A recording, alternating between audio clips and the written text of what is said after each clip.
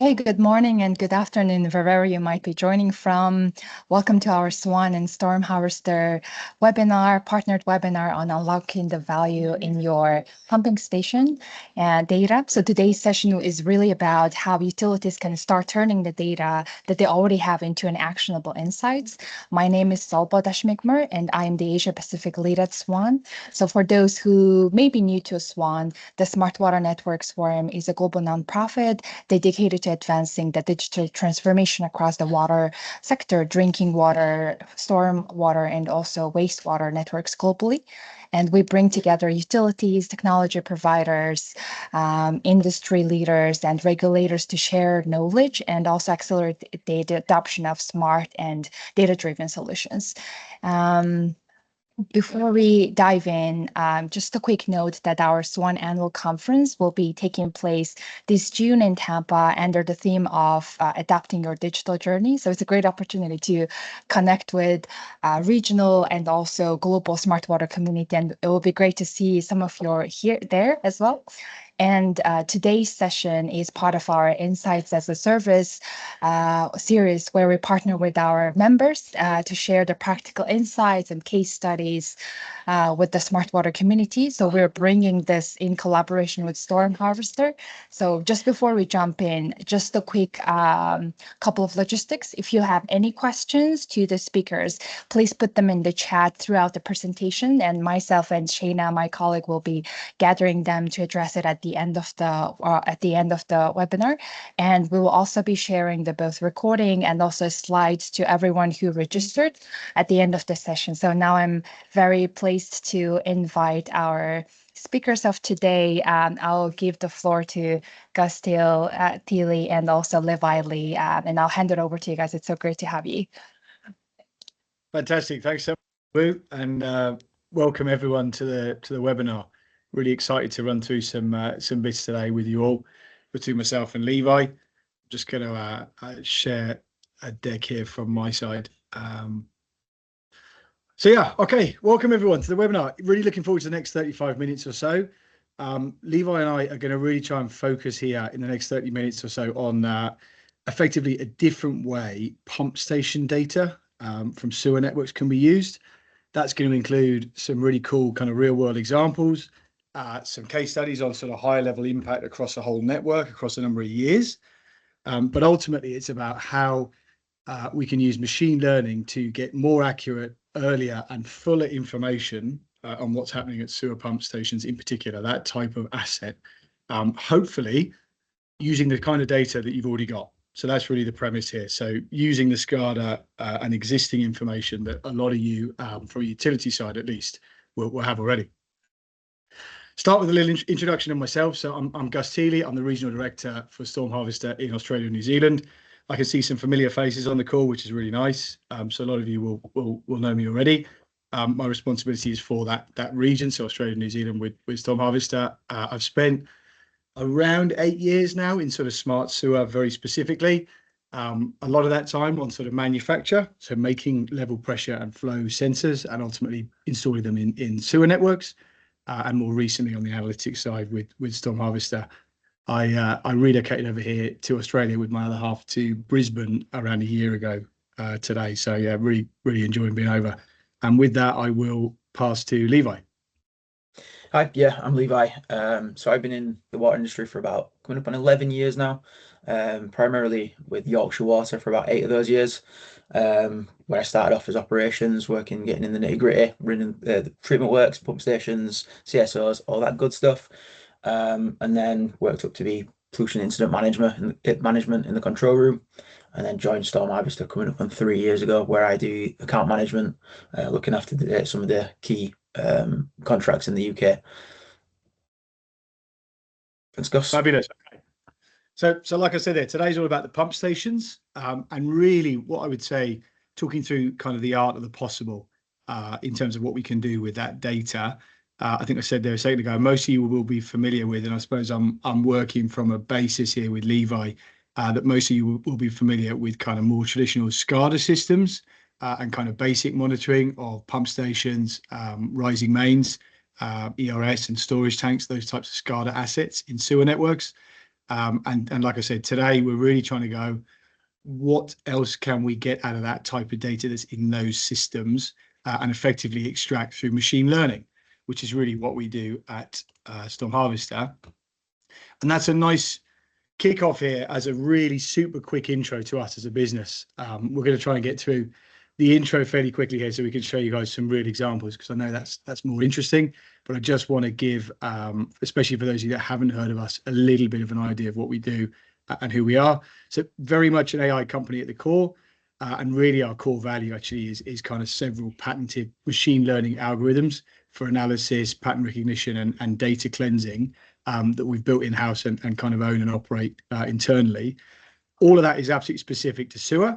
That's all we do today. That's all we plan on doing as well. This is not kind of enterprise software and AI for just water. This is really all focused on sewer and the different types of problems at different types of assets in sewer networks. And in a nutshell, you can kind of think AI built from the ground up, very specifically for sewer and all the different types of things within that. So it could be pump stations, gravity lines, rising mains, a whole host of different types of stuff in there. As a business, StormHarvester founded in 2017. So next year we'll be just coming up 10 years old. And in that time, we've got around 350,000 sensors live in the platform, transmitting data every day and installed in sewers all around the world. In Australia and New Zealand today specifically, because I know that's kind of probably more relevant to this call, we have around 13 customers. Some of those are on this slide, some of them are not. They're a bit too early to list on here. But you can see there's a number of councils in there across Queensland and other states in Australia as well now, as well as a larger project with Watercare in Auckland, New Zealand. I can see some faces on the call from Watercare, which is great. And effectively, in the case of Watercare, we're working with them over the next 5 years to provide analytics for all of their sewer network, as well as installed 5,000 installed level monitors.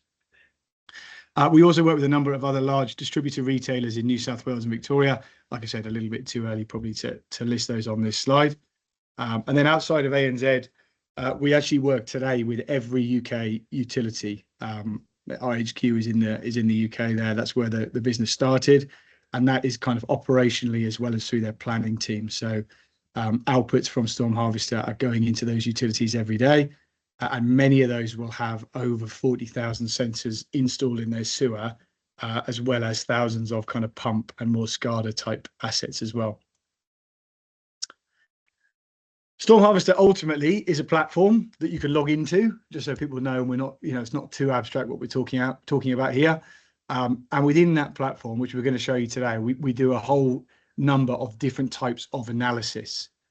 Broadly speaking, that analysis really falls into one of three buckets. So on the left-hand side, that kind of operational insight piece is really the day-to-day, minute-to-minute, hour-to-hour side of the business.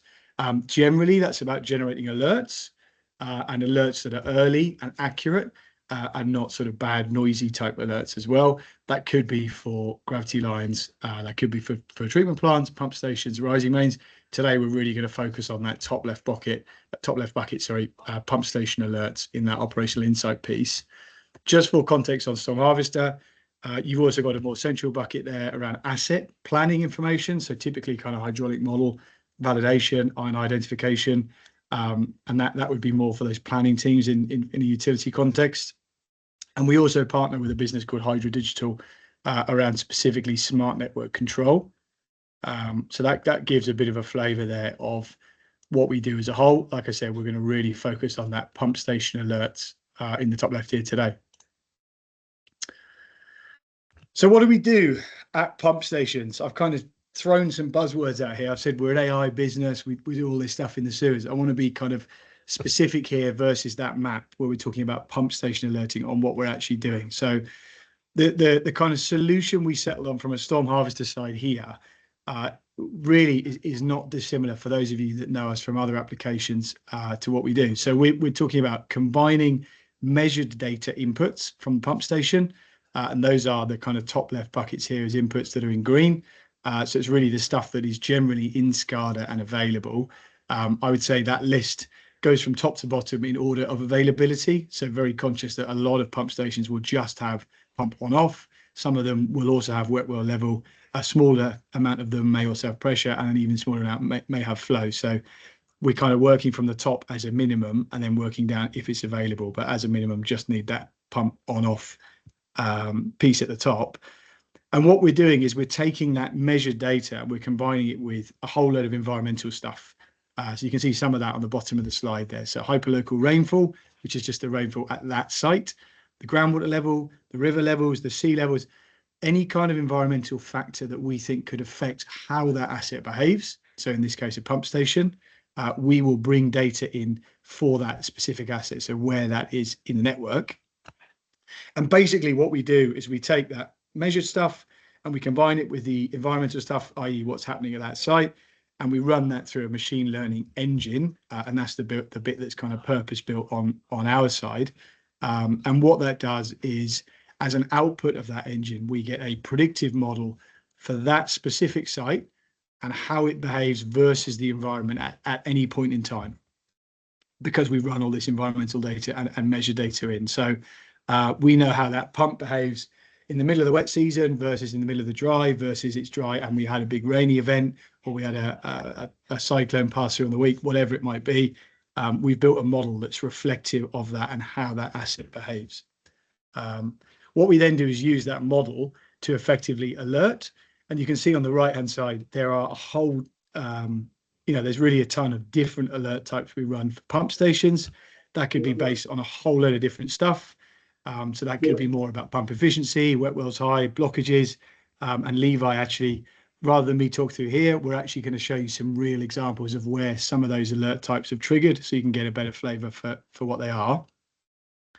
But ultimately, in reality, what it means is we're trying to generate a lot less alerts much earlier that are more accurate. That's really what we're trying to do with this machine learning approach, by alarming on whether that site is behaving as it should do versus just kind of more, I suppose, traditional SCADA, where we might just say, hey, generate me an alarm when the level is high at this wet well, or when this pump doesn't work. So before we do some actual graphs here, just a couple of scene sets, I think, from our side. So how is this different to SCADA? I think this is an important point to hit, and it kind of comes from the story of why we did this. So StormHarvester started working on pump stations in around 2022, after successfully building out machine learning modules, so kind of proving this idea of machine learning in sewer for blockage detection and I&I. And the original brief at the time really focused on a really simple singular problem statement, which was like, how can we use machine learning to get more out of this pump data and really get proactive about how we actually manage these assets. Pump stations obviously are typically like costly and disruptive if they go down. They're big assets in the network generally. And most SCADA systems generally are based on event alarms. So you're getting an alarm once something has already happened. This pump hasn't turned on, this wet well's about to overflow. The incident is already kind of unfolding. We're talking about a reactive alarm, really, not something we can go and do ahead of time or plan in, let's say, for kind of proactive condition-based maintenance, that type of stuff. And that's exactly what we were trying to test, really. Is it possible to detect early signs of electromech wear, for example, on a pump? And can we really get to a point where we're doing proactive sort of just-in-time maintenance rather than just either responding to an incident or doing more kind of calendar-based maintenance, which is, pros and cons. Cons being that you're very likely going too much to that site, or not based on what the actual condition is. The other part of this, which we'll talk to a little bit today, was about, can we use the pump data available through SCADA now to actually get a view up and downstream? So can we actually identify any problems up or downstream? Because at the moment, the feedback we had at the time from a lot of utilities was there's not really much tangible visibility up or down. So that could be something like a rising main burst or I&I coming into that pump station. Traditional SCADA generally, again, is more about alarming systems and sort of monitoring, but less so, okay, actually, we think we have this issue upstream or down. And again, like I said at the start, really important point here, ultimately, we needed to do all this, or this was the brief, using the existing data. So, off the table, as options are, installing a ton of additional sensors on every pump. So we can't go and put vibration sensors and tachometers on every pump to get a condition idea. and we can't sort of install a whole load of flow monitors or something at every pump station either. We're really talking about using what's already there. And like I said a moment ago, for the most part, that really was start-stop on pumps, so event-based data, and sometimes wet well level. In rare cases, we also had things like flow available, but we really built the approach around just that start-stop on-off time. Okay, so last slide before I hand over to Levi here. So today, StormHarvester, we run this pump analysis now, before we show you some examples here, for over 6,000 pump stations globally, and that's alerting every hour. Before we show some real examples of catches, like, you know, we found this thing, we stopped this pollution, we picked up this early wear on this pump. I just want to give everyone on the call a bit of a basic orientation of the graph, so you know what you're looking at. So on this slide, you can see a graph for a 2-pump sewage pumping station during kind of normal operation. And I'm just going to talk through here. I think I've got the benefit of a laser pointer, which I'm a big fan of here. So this dark green line here, which you can see in the center, is the wet well level. And you can see that sort of classic sawtooth pattern. It's a little bit zoomed out, but roughly you can see that wet well is holding a fairly flat level as it's designed to do. At the bottom of this graph here, these 2 lines, you can see the Gantt chart style visualization for pump 1 and 2 on-off times. So pump 1 on being this blue line, pump 2 on being this yellow line. You can see that visualized. You can actually see, like here, for example, we've got a period of wet weather, and you can see both pumps kick on a lot more because there's more flow coming in at that wet well. So the pumps are firing more often. Now, what we do in StormHarvester, these top 2 lines are really what I want to talk through, is we convert, in terms of that machine learning piece, we convert that on-off data from the pump stations individually, so one for pump 1, one for pump 2, into these top 2 lines here. So you can see you've got a blue and a yellow line here, and these are what we call PPI, which you can see on the left here. So PPI stands for Pump Performance Indicator. What we're doing for each of these is converting that Gantt chart style on-off data into an analog trace, and that analog trace is we take the on-off time, we compare it against that environmental data, and we effectively produce a pump performance efficiency number. In reality, that's effectively a measure of the inflow to outflow of that specific pump. So factors in the environment. If we've got more inflow because we've got rainwater, or in the wet time of the year and the groundwater table is high, that will show up in that number. And ultimately, it gives us a measure of how hard that specific pump is working to move the same volume of flow. So if your PPI were to go up a lot, your pump is either working harder or less hard than it was prior, and that is the number. So this graph here should be relatively flat, both these lines, which they are in this example. There's a little bit of noise, but roughly they're pretty flat. The examples Levi's going to walk through here, you'll see examples where some of these PPI numbers or these PPI lines move around a lot more. And what that's telling us basically is that pump is working harder or less hard to move the same volume of flow, and something's changed at that site. That's really the machine learning side of what we're doing here on pump stations, as well as comparing for pattern recognition against the wet well level, for example. And with that, I will hand over to Levi. Just remember, blue and yellow are these PPI numbers, and green is generally the wet well level. Awesome. Thanks for that, Gus. So now that we know what a stable pump station looks like, we're going to have a little dive into when things start to go a little bit awry. So this one, if we have a look, you can see, as Gus just explained, the green line is the wet well level, and then you've got pumps 4 and 3 below that in the respective colours. So if we look at the start of that graph on the left-hand side there, around the 14th of June, that wet well level looks fairly consistent. So the green dashed lines on that are the predicted thresholds of where we'd expected that level to be with the conditions of that site, inflow and stuff like that. So if we look at the little blue line just at the bottom, you can see there's a little bit of rainfall that comes in as that wet well starts to rise. The machine learning's seen that, we've understood that, and we've predicted that level to go up and how that level usually recovers. And we've come where you can see where Gus has got the little laser pointer. pump 2's been running, got that level back down with that extra inflow. But when we've switched over to pump 3, there's been a very steep rise with some more rainfall as pump 3 started to run, where it's rapidly filled up, and then pump 3 has been running on and on and on, taking a very long time to actually get that level back down, and it stayed higher than what we'd seen previously of how this site usually recovers, as you can see with the dash lines. So pump, yeah, them's the ones. So pump 3 has been really struggling, running on and on and on for a long period of time, struggling to get that level down. So we've raised an alert.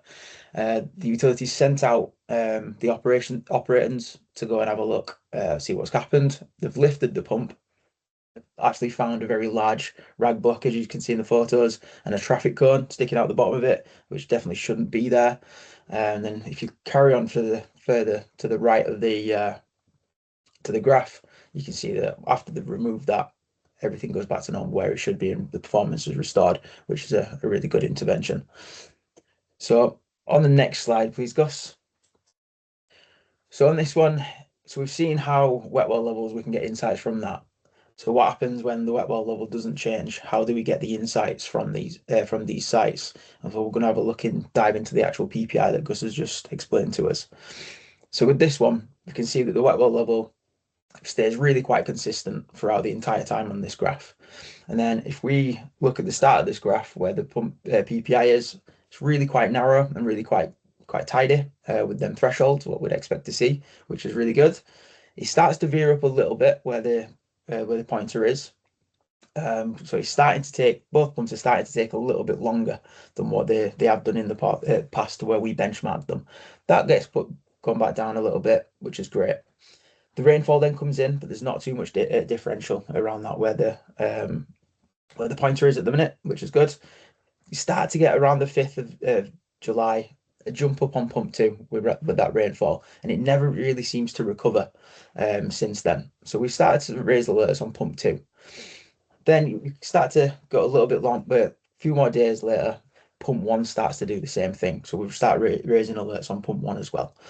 So with the PPI, as it starts to come up, as it starts to increase, what that means is the pump's taking longer to actually do what it's the cycle that it's done before. So it's still doing the same amount of flow, but it's taking longer to actually do and deliver that amount. We know that it's doing the same amount of flow because the set points on the wet walls have not changed. It's still doing the same amount of span, but it's just taking that pump longer in that cycle to actually finish it. So that's when we start to alert. The operators went out and had a look, lifted both pumps, and as you can see on the photos on the right, there was a small blockage starting to form on both pumps, which is restricting the flow, causing the pumps to take longer because they're not being able to deliver as much flow. Those blockages were removed and the pumps were put back in situ. And you can see a very clear change in that performance when they actually did that, and a clear drop back down to where it should be with them for performances, restoring the performance on that site. And what's really interesting is these alerts were raised before any pump failed. There was no SCADA alarm or anything like that because the pumps have not actually failed. They were just taking longer to do the job, increased power usage, more risk of the environment if they do fail. So we got there before the SCADA alert actually came in. Cool. Thanks, Chris. We can do to the next one.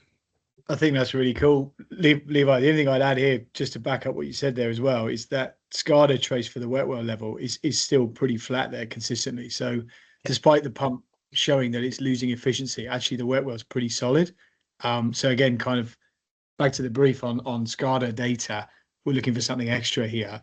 We wouldn't have seen this in the SCADA previous by just looking at that wet well level. All kind of looks normal. So yeah, super cool. We're able to pick that up through the machine learning there on the PPI. Cool. So we've looked at pumps getting blocked. So then we start to see, can we find anything else? Because there's quite a few things that can happen at a pump station, and a few factors, few different assets within a pump station that can start to go awry. So with this one, it was actually the NRV. So on the left of the on the graph, you can see where the PPI has been set with the rainfall really quite steady, and then we've got a very large jump up in rainfall, a very large amount of rainfall come in, and then there's a very steep step change in those performances for both pumps. So with that clear change in performance for both pumps, an alert was raised to the operators and went out to investigate. With this one, they looked at the pumps. The pumps were fine. There was no blockages, no damage to the impellers, wear plates, anything. They were all fine. So they needed to do a bit of more in-depth investigation. So they started looking more around the pump station and started splitting the NRVs. So what you can see on the right out there is the actual NRV flaps inside them. These ones are made out of rubber, so they do tend to perish after a few years, but it's rare that both go at the same time. You can see quite clear what's happened with those, with the quite deep splits.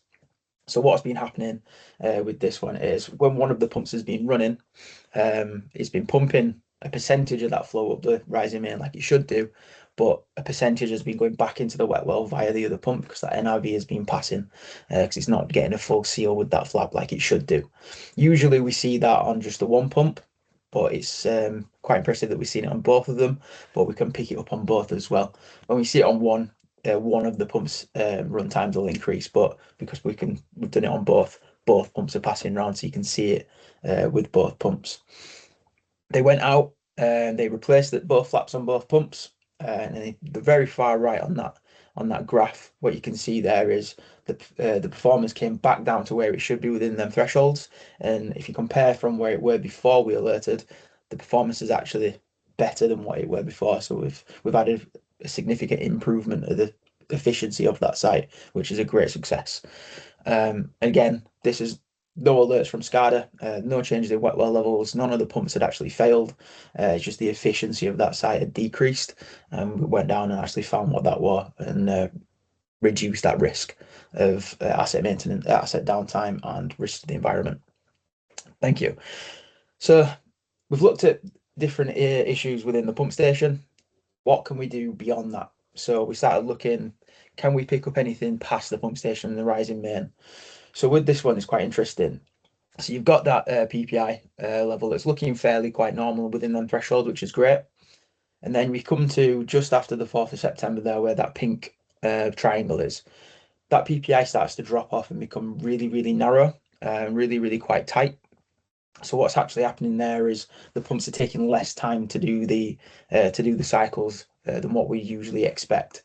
Usually you'd think that's a good thing, usually is, but pumps don't always get better, pretty much never improve efficiencies without actual intervention. Usually it's you've put a new pump in there, new wear plates, impellers, or done some maintenance, but in this particular instance none of that had actually happened. So the utility went out, did an investigation, actually found that the rising main had burst.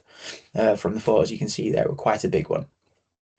So what was actually happening to cause that change in that trend is, so the pump, if the rising main's burst, say it's burst halfway up there, the pumps are only having to pump half the distance, so they can deliver that flow in less time. So we can see that within the run times. So it's pumping for less time because it's not having to go out as far, so it can deliver flow quicker. And as we've said, we can start building in different data types into that as well to give us more confidence on rising main bursts, like flow and pressure. So if we see a drop in the run times, an increase in flow and a drop in pressure, you're pretty confident that that's actually going to be a rising main burst, and we can put a higher confidence rating that actually is a burst. Cool. To the next one. Thank you. So we've seen what the alerts actually look like, but how does the utility actually access them and see them on the portal? So on our portal, we visualize all the assets and sensors that are onboarded with us onto a big map, so you can actually see where your areas are and where you need to be focusing. We've got GIS layers on there as well, so if you zoom in, the operator and the user can see where the sewer network is, where it's flowing, what's upstream, what's downstream, for what might be impacting these sites, to give them as much information for their operational decisions as possible. The UK have also got some GIS layers on there called triple SI sites, which is sites of scientific special scientific interest, bathing waters. So if they're having an incident there where they're polluting into one of those areas, the response time wants to be pretty sharpish because it'd be quite hefty fines on that. Again, all for that operational awareness for the user. We can then filter out by catchments. So if one team's only wanting to look at one area, they can only look. They can just look at what they're interested in, what they're actually wanting to manage for that day. Just to all give everybody the right information to make the right decisions at the right time and as fast as possible. Then every site's got their own asset site with all their information on there, so you can look at by like satellite, OSM streets, however it may be, with all the main graph data on there, history tab, so every alert that we've raised, any notes that have been added, a full basically site diary for everything that's happened on that site is kept centrally on there, where you can upload documents and photos on there as well. It's like permit numbers, stuff like that. So if you jump onto the next slide, please. Thank you. So when we raise the alerts every day, so we do it in batches. So main alerting runs once per day on a morning, and then we can run hourly as well. So when we upload these straight to the portal, you can see on the map exactly where these alerts are. So you can start to identify clusters and maybe problem areas where you might start to see issues where you need to focus. The alerts get then split out into alert type, like blockage, anomaly, pumps, rising main, etc., and then put into their own little buckets, ready to be fully managed by the user for an end-to-end process. So they can start looking at that alert, put it into investigating that they've raised a job, like we've seen before, like the examples we've just been through, and then we can start introducing a tracker into there to actually capture that feedback from that job. What actually happened on that job? Was it a blockage? Was it an electrical fault, etc.? So it just gives that end-to-end sight of alert tracking and management, so nothing gets missed and you know exactly what's happened. But there's quite a lot to the portal that I can do in not much time. So if anybody would like a run through of it, please give us a shout and we'd be more than happy to do that. And I'll hand back over to Gus to do some actual case studies.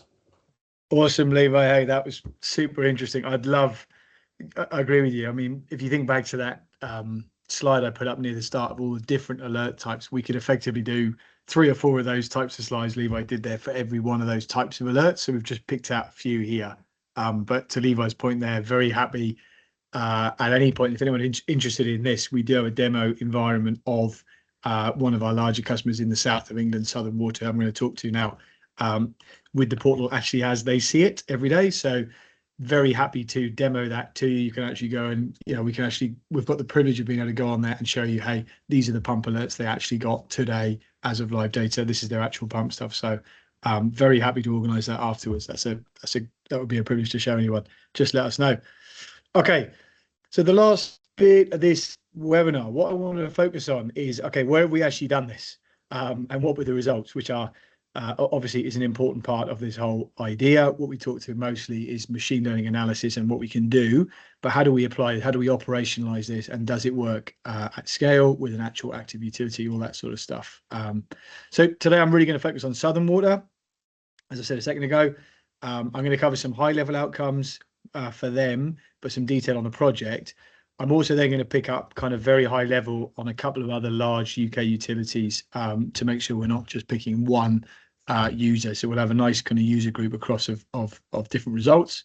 And on Southern, I suppose the context here would be we started working with Southern Water on pump stations around 4 years ago. So pretty much the inception of us doing this, and they would have been a key partner in defining that original brief. We kind of co-developed with them, which for those of you that know us well will know is fairly common from our side, generally developing alongside kind of utility partners. Southern Water in the south of England there have a population equivalent of around 4 million and cover most of that southeast corner. Prior to us working together, Southern really relied on a more, what I would probably deem more traditional kind of static, high alarm level SCADA type system to monitor pump stations, which of course will generate alarms. It's not like it doesn't work. I think that the challenges for them in particular were during heavy rain. They got basically too many alerts, which made it next to impossible to prioritize and ultimately led them to miss things and or ignore because they're drowning in kind of alert volume. Potentially critical things as well that ultimately led to kind of spill type incidents or costly pump failures. The belief at the time from Southern, again, this is why they were part of that initial brief, was really that a lot of those pump issues we could have picked up earlier if we had an ability to do more with that data. So over around 12 months, we rolled out that proactive machine learning alerting across the full southern area. That process started in Kent and then kind of moved further across the region, if you know the UK landscape there. And to give you an idea of timing, from the time a new SPS was onboarded, that station would have machine learning models built and running. In other words, the ability to generate machine learning alerts within about 2 weeks from start. So, and that's one big advantage here of SCADA type data. For those of you that know us will know, we often work with newly installed kind of level sensors in the sewer, potentially stuff that's outside of SCADA, which is often easier to install.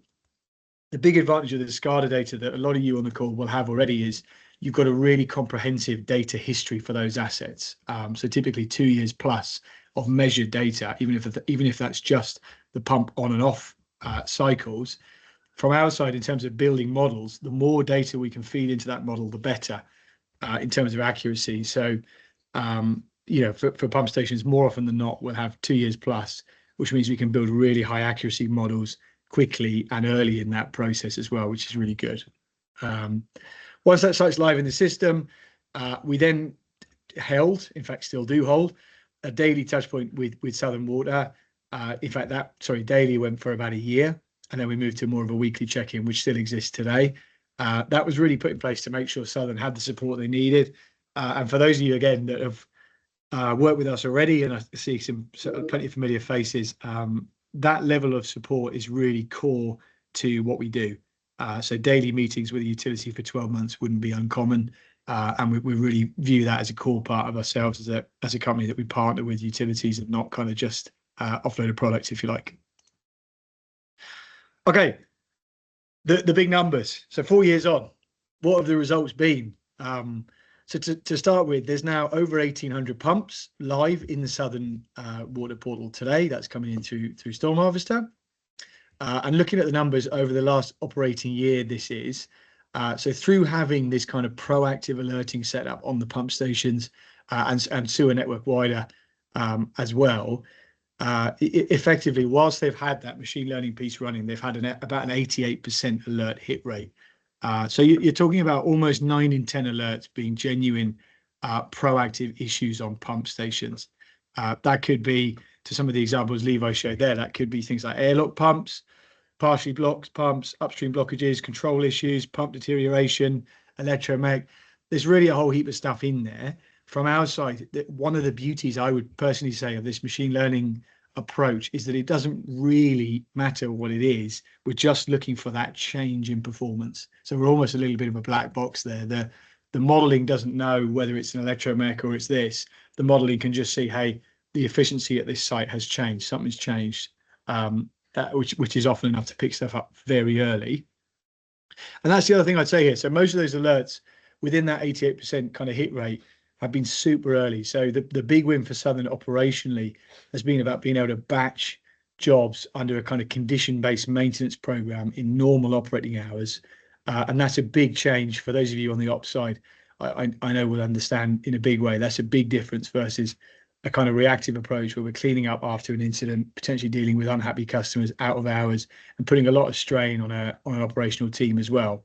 Although it's not actually quantified here, we also suspect there's a significant energy efficiency saving here for Southern, because the ML, as you've seen from some examples from Levi there, is able to pick up efficiency changes very early, even when the lift station itself looks to be normal. So potentially the wet well is still within the same bounds, but the pump actually has deteriorated. So you're picking up degradation of pumps operating at lower efficiency much sooner and avoiding the scenario where you're basically running pumps at lower efficiency for a long period of time.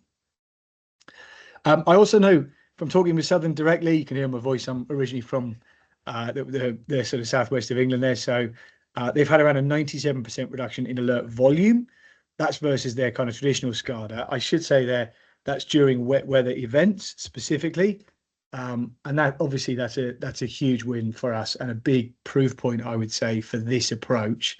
For those of you that kind of following where we've gone here, that the real main core reason for that is by using machine learning that models based on seasonality and rainfall, you're not alarming during things like wet weather because the system has learned how that site behaves in wet weather. So you wouldn't generate an alarm, as an example, for a wet well being high during a thunderstorm, because you've learned how that site behaves during a thunderstorm. So you know it's normal, versus a more traditional sort of SCADA type network where you're kind of forced to put in blanket rules and say, hey, send me an alarm every time this wet well is at 90% full. As a net result from all of this, right, Southern have detected and prevented 36 serious pollution events, and that's by their own counting. Obviously a really significant result, really personally quite proud of that one. Carry both a large financial incentive, but also a huge amount of organizational burden to report and investigate and manage those types of incidents. So that's kind of why we do what we do. I'd say that's a really important number. Just to finish that thread on Southern, I've included a testimonial here from Rich Martin, who's the head of the operational waste control at Southern. And you can see that the testimonial very much reflects what we've said here today. So specifically reducing the volume of noise, and kind of very surgically picking out the jobs that are actually value add and preventing issues. Again, for anyone interested in this, very happy to show you an actual demo environment version of the Southern portal. They're kind enough to let us set that up. So we kind of anonymize the addresses and things like that, but otherwise the data is exactly as they see it every day. Please feel free to reach out if that's something you'd like to see. And finally, just at a very high level, I wanted to show similar outcomes from a couple of other utilities here, a couple of other large users. So the first of these is Yorkshire. Again, left-hand side shows a nice customer testimonial, this time from George Cowell. And in this case, Yorkshire have also included a number for the number of proactive orders weekly, so jobs raised, which is effectively drained out of the previously reactive jobs list, and gives you a sense of the shift operationally. So these are 150 new proactive jobs that weren't there before, from doing this approach, and you've lost that and more from your reactive side. There's also a number in there for spill validation, which is effectively telling us that 100% validation that the spills they have had, where they had monitors there anyway, that were coming into StormHarvester, were caused by wet weather and hydraulic overload, and not pump issues or blockages. And I know from talking with a number of utilities over here, in Australia in particular, that a lot of the reporting emphasis is on evidencing wet weather spills versus sort of blockages and incidents. So that's a core part for them as well. And very finally here, a really similar view from Severn Trent. So this time, probably more reporting against the reduction in reactive work. I wanted to actually try and quantify some of this because we've mentioned it a couple of times. So they measured during the work we've been doing there, with about 1,000 pump stations there, about a 42% reduction in their reactive jobs, which is obviously I would put that under sort of transformational change category personally. That's a really big change in how they monitor those types of assets. So really pleased to see that. Slightly different hit rate here. To be honest, it depends a lot on where it is, the types of pumps, all this type of stuff. But you can kind of see between those three examples, you've got somewhere between 65 and 90% hit rate, somewhere in that gap. And importantly, a very large reduction in alert volume. And I think that brings us to the end of material today. Obviously, massive thank you from Levi and I for the time, everyone, for joining. We hope you found it interesting. Hopefully it stimulated some questions. And yeah, Levi and I very happy now to open the floor to anyone that's got any questions.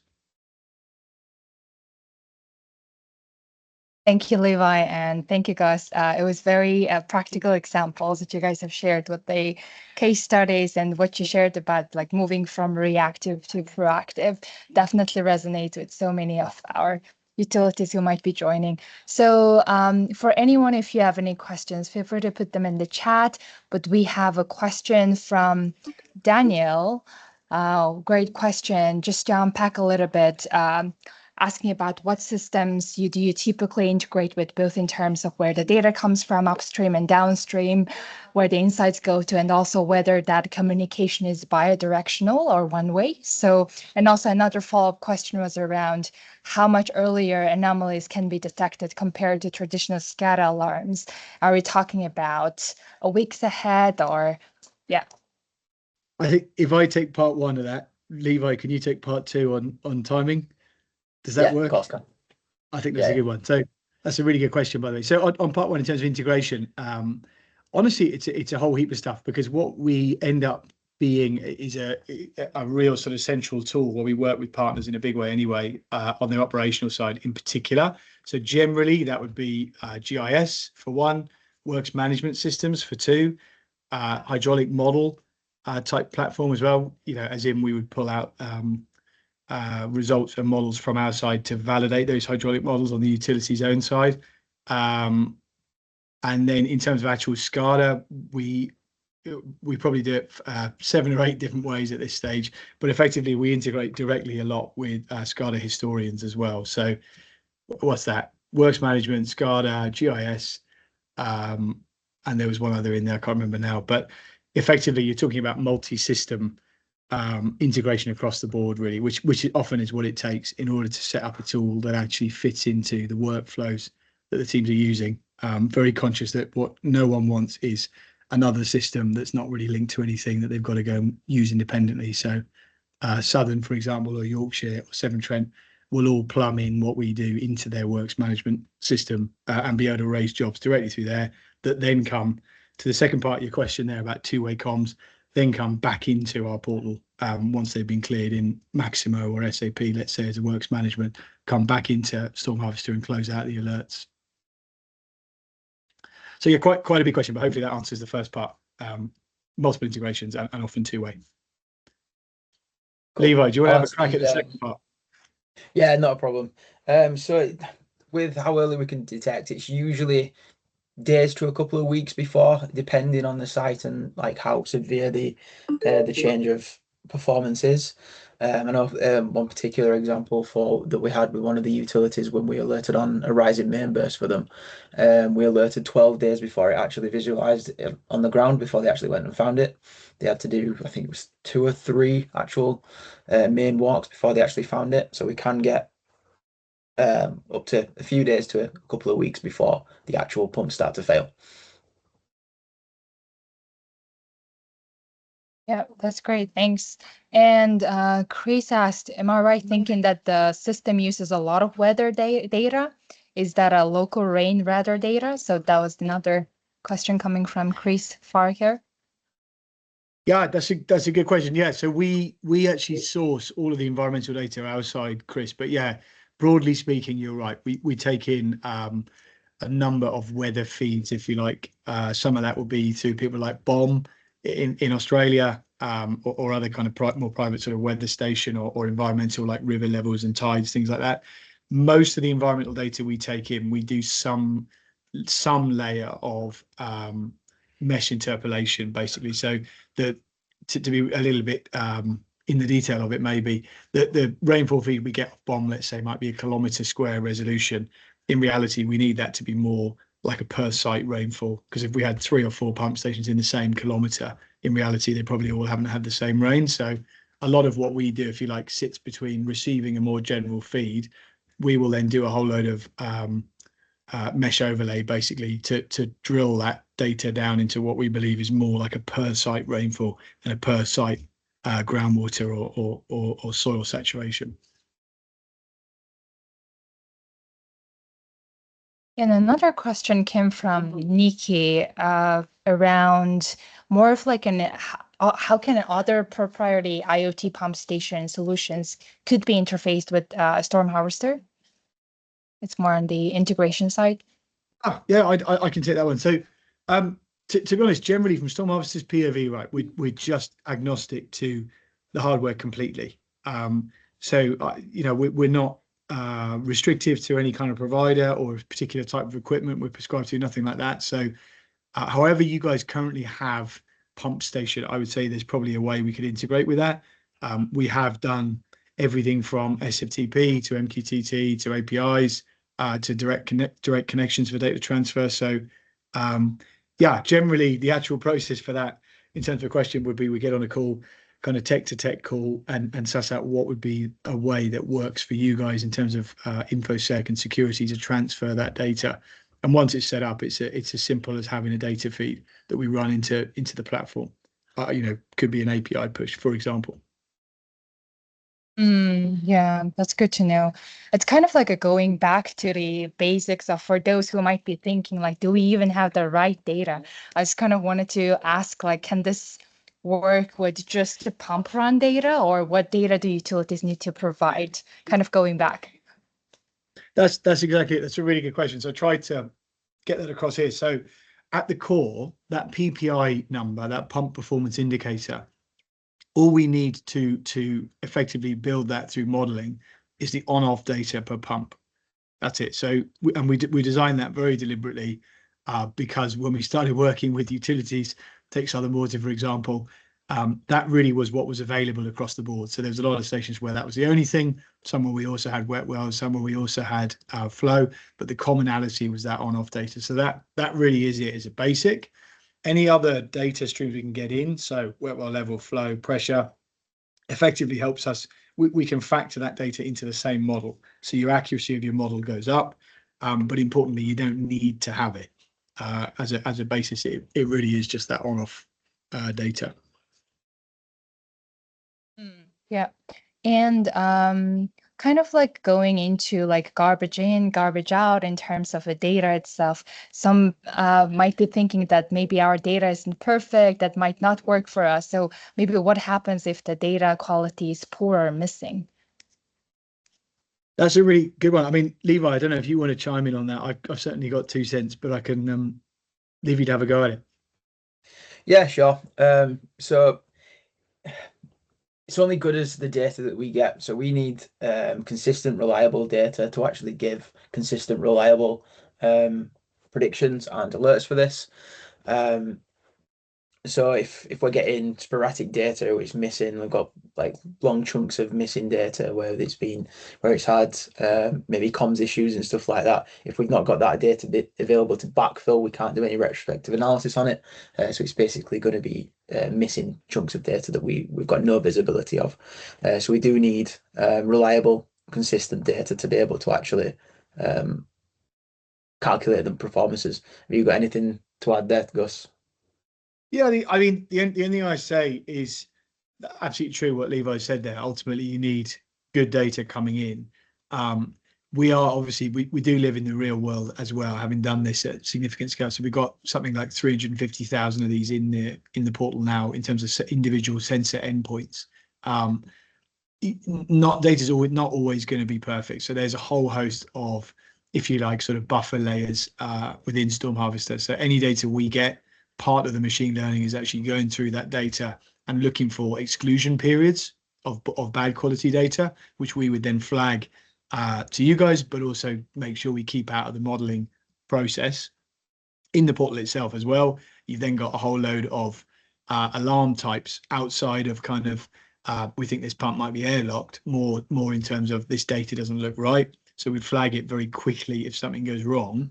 So I suppose what I would say is, like, I wouldn't view them as 2 separate tasks to tidy up your data, then you can do something with us. Generally, working with us is a good way to actually get a feel on whether the data quality is good enough or not. And if not, it'll become very obvious very quickly which ones maybe aren't, or which ones the data quality is not quite there, that type of stuff. So I think the two go well together.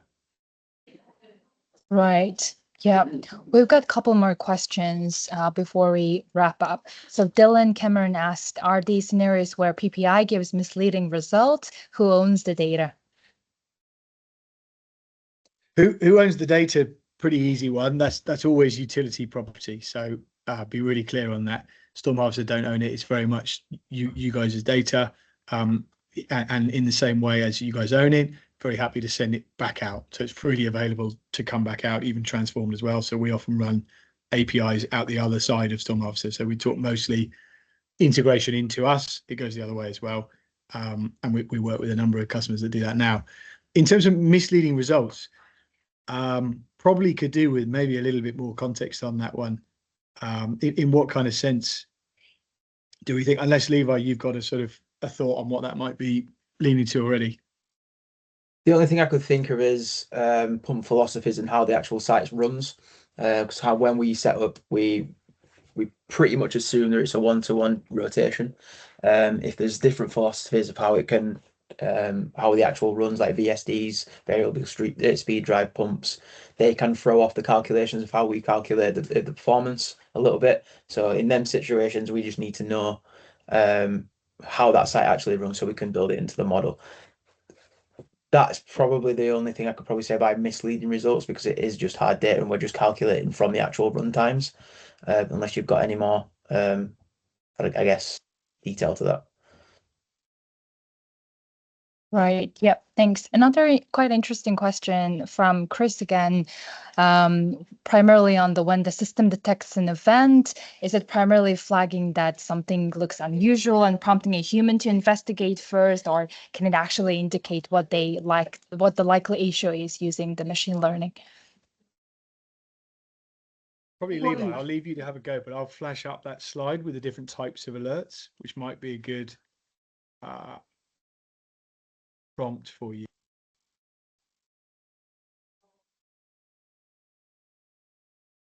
Sorry, what was the question again, Zolboo? Just whether so it's primary. Yeah. Go ahead, Gus. I was going to say the question, as I understand it, was are we able to, as well as generating an alert, actually go towards what we think the alert is, or is it more saying, hey, something's changed, we need a human to have a look at this? And the answer is Yes. kind of in the middle. Yeah, so we tend to do symptoms, not diagnosis, because a lot of times what we start to see with raising alerts, particularly to operators, if we say go and look at pump one, they'll only look at pump one, and they'll not do a full investigation of what else it could be. So on the portal, we do have an alert description on there for a few things that this alert could be. It's not exhaustive, but it just gives you a little bit of an idea of where to start looking. Because pump runtime anomalies for runtime longer or short, there's a few things that could cause those. So for runtime longer, it could be that the wear plates and the impellers are starting to wear and the tolerances are not good, so it's not as efficient.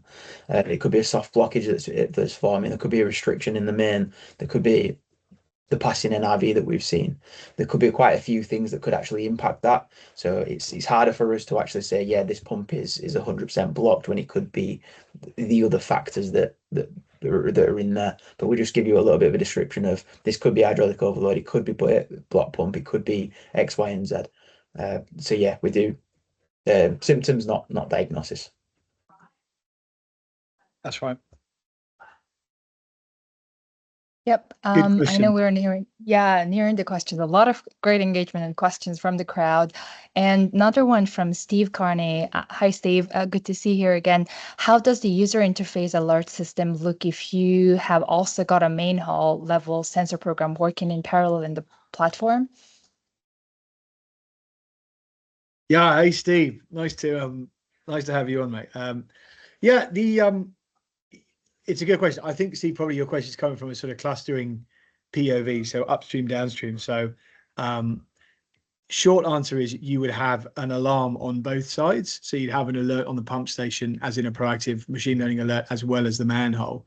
The sort of newest side of what we have in the portal now is what we call network tracing. So actually connecting assets that are in line on the same piece of network. So within the portal, like if we did a portal demo here, if anyone was really interested in seeing that kind of Southern Water live demo we mentioned earlier, we could show you this. But you're able now to say, okay, that's my point, whether that's a pump station or a level sensor. Show me either everything upstream, everything downstream, or everything up and downstream, and then bring into the same graph or the same alert place, the same alert field, whether there's been alerts on any up and downstreams in that line. So yeah, probably the more complex end of what we do, and for people that have sensors in as well as their pumps up, which is really good. But yeah, good question. Yeah, thanks, Gus and Levi. I think just a final question from Swan side. We always want to end our webinars and workshops with actionable items for actionable takeaways for anyone who is joining the call. So maybe if you would say for utilities looking to get started, maybe what's the one actionable takeaway you would want everyone here to live with?